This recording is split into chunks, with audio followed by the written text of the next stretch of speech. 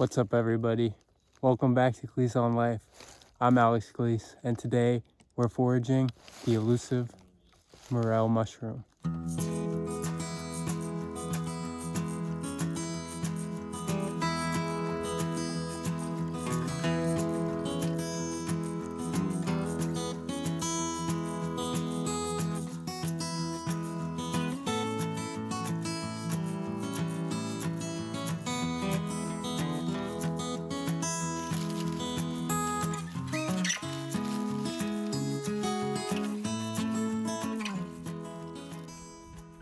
So what we have right here is a black morel. Now, this is actually my first time ever finding a black morel, so I'm actually super excited about it because I've never found this species before. So this is a first for me, but I've found plenty of morels before, so I'll let you guys know the things that I know about them. So, morel mushrooms tend to grow in tulip poplar groves or apple orchards or kind of wherever. There's no real set rules, which is what makes them so elusive and so fun to look for, because as you can tell, they're pretty hard to spot. So, key identifying features. Obviously, you probably can't miss this honeycomb structure on the outside of the morel. That's sort of one of the most identifying features. Now, when you go to pick this, you can either pluck it straight from the ground at the base down here, or you can take a knife, and in this case, I'm going to use my Opinel foraging knife. I'll include a link down in the description if you want to get one of these yourself. And I'm just going to take it and I'm going to cut it down at the base. Now that I've cut it, what's important to notice here is if we take a look at the inside, now there's a spider down in there, which we'll clean them out. But what's important to notice here is that this mushroom is in fact hollow on the inside, which is one of the key identifying features of Morchella mushrooms, or the Morchella species. So if it's not hollow on the inside, then it's probably not a morel.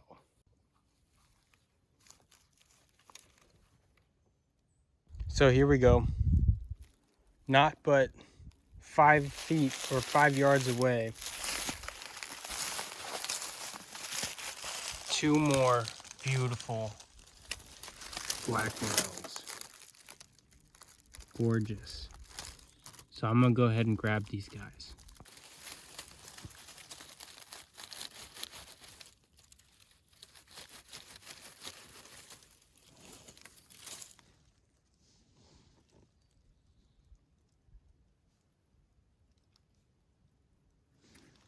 Now here we have another type of morel. This is what we call a half-free morel. So I'll go ahead and I'll grab this. It's kind of already loose. So I'll show you guys what the key identifying features on these are. So again, if I were to cut this open on the inside, this is going to be hollow.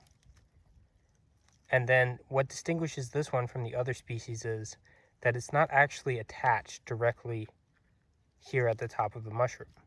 That's why we call it a half-free morel.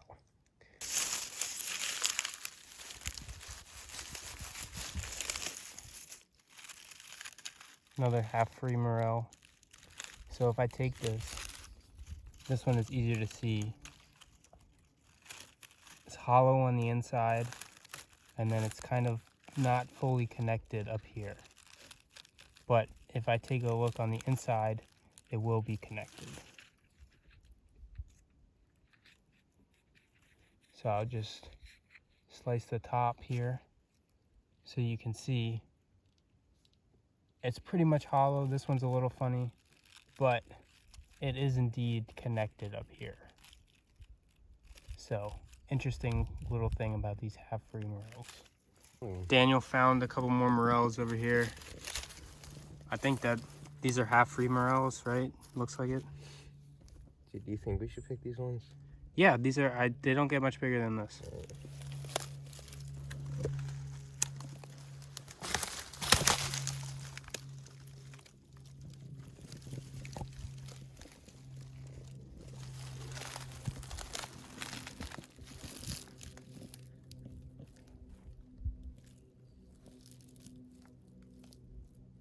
Both hollow? Yep. Yep.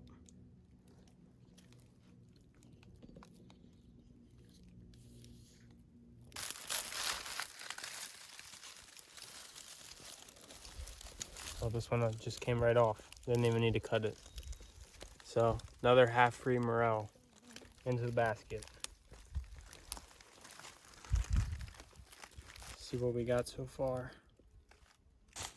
Now here is one of my favorite indicators for Morel mushrooms, or where to look for Morel mushrooms. This right here is called a mayapple. You can see they're not quite up yet, which usually I wouldn't go out looking for them if they weren't. But you can see they're kind of all over the place, which to me indicates that it's a good spot to look, because in my experience, I found that the morels tend to grow in the same ground that the mayaples like to grow in.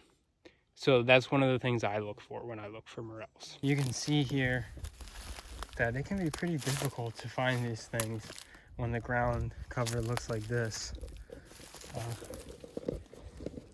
Although you're seeing me find them right now, I don't always find them. Oh, I just found one actually. So I lied. I do. I'm pretty good at finding them. I don't want to toot my own horn, but I'm pretty good at finding them. So if we get this branch out of the way, here's another one. So let's go ahead and grab this guy.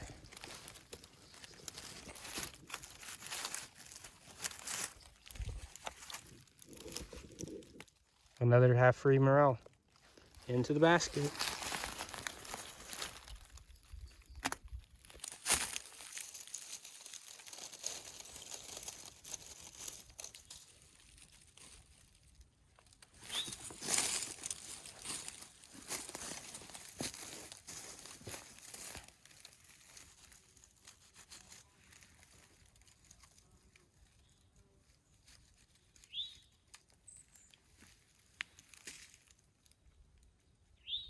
You can have a moment here. I'll let you guys play a little game. See if you can spot the morel mushroom in the time that I give you. I'll give you a few more seconds here. All right, you see it now? See how well those blend in there? Very hard to spot. And this is actually a bit of a treat here for us, because this is our third species that we found today. So this here is a blonde morel. Now these are the ones that typically get quite large. At least that's what I think. I'm no mycologist, so correct me if I'm wrong. This might be a different morel species, but it is a third morel species nonetheless. All right, we ended up with a basket full of morels here. Not too many, but enough for a meal. So we're gonna see what we can cook up with these tonight. So you guys will see here in a second.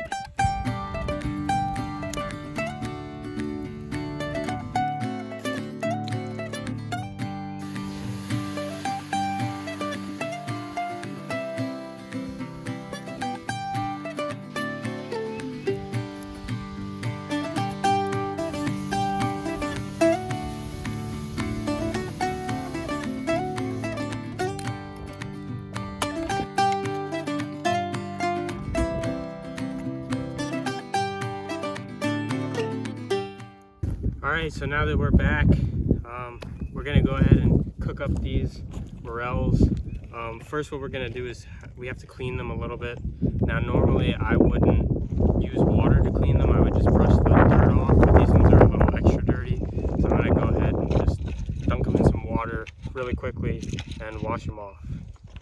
So what we landed on making today with what we had is that we're going to try and make a little bit of a gourmet ramen from instant ramen packets. So we're gonna do our best to kind of elevate this and see if we can't make it taste a little bit better than how it is out of the packet. So I'm gonna show you guys how to clean these here, and then we'll go ahead and start the cooking. We've got some water boiling over the campfire. So yeah, let me show you how to clean these.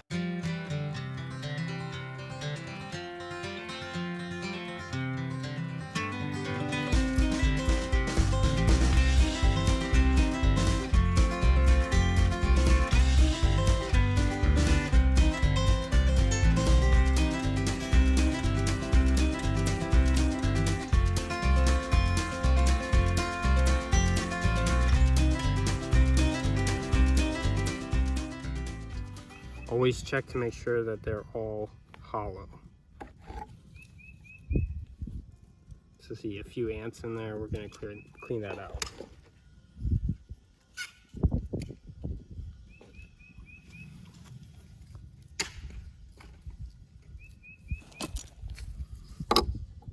So now that they're all cut, we're gonna take our water, and then just submerge them in here for a little bit and give them a good little shake around, rinse them off just to get the worst of the dirt off.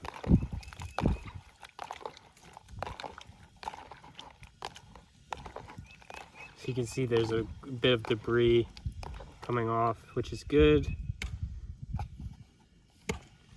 And then we'll just drain it out.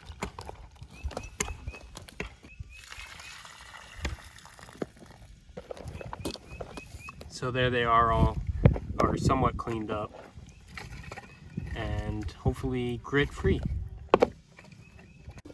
So now that our water is nice and hot, let's add some of the ingredients.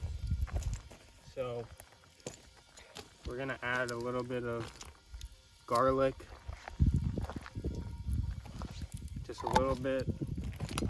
We'll add a little bit of soy sauce for some flavor and salt.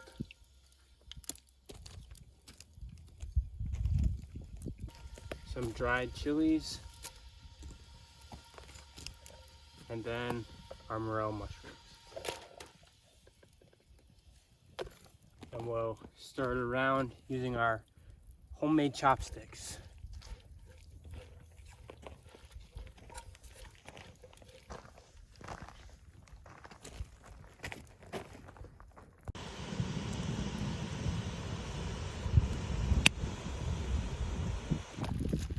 So now our morels and our chilies and everything have been steeping in the water for about 10 minutes. So we're gonna go ahead and add our ramen packets in there, skipping those little sodium bombs because we already added soy sauce, and honestly, those little broth packets are not the greatest. So we'll just take those and drop them right in there. And now we're just gonna let those cook.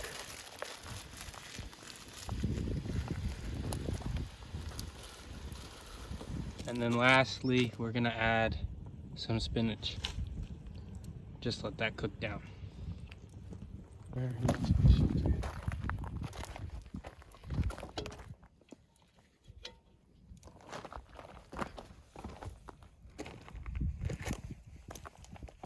We're gonna serve some of this up into our bowls. Make sure we get those morels in there.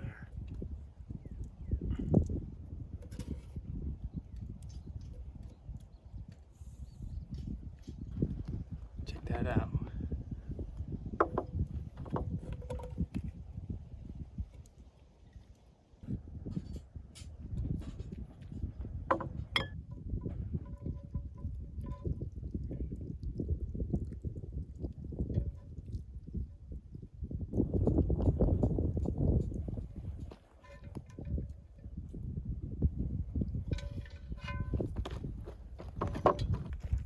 And then lastly, we gotta add the soft-boiled egg. So let's cut into our soft-boiled eggs here.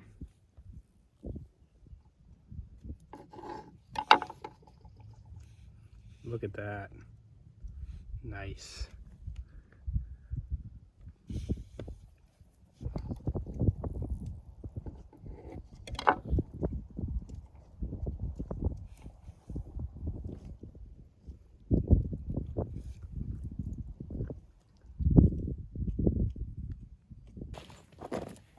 Now that's all that's left is for us to sit down and enjoy.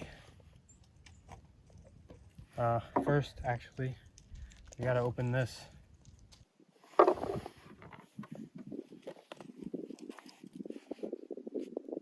Yeah. You can do it. I know I'm gonna break it.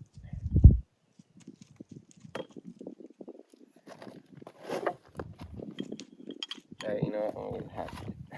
My phone is gonna overheat.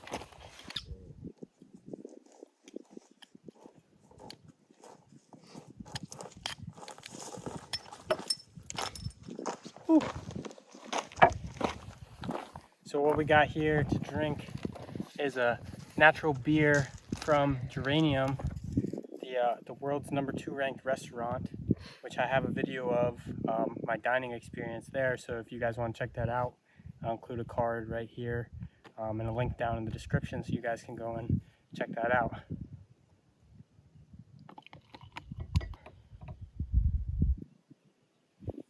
All right. Well, cheers.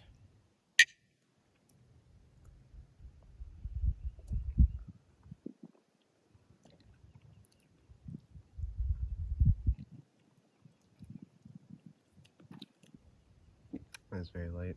It's nice. All right, let's try the ramen. This is what you guys have been waiting for, those of you at home. So we're using our homemade chopsticks here from wood. Let's give it a taste. I'm gonna let you go first.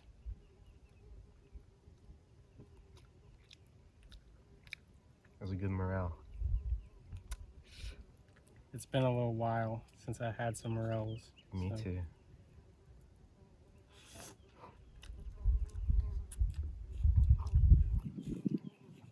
You can taste the mushroom.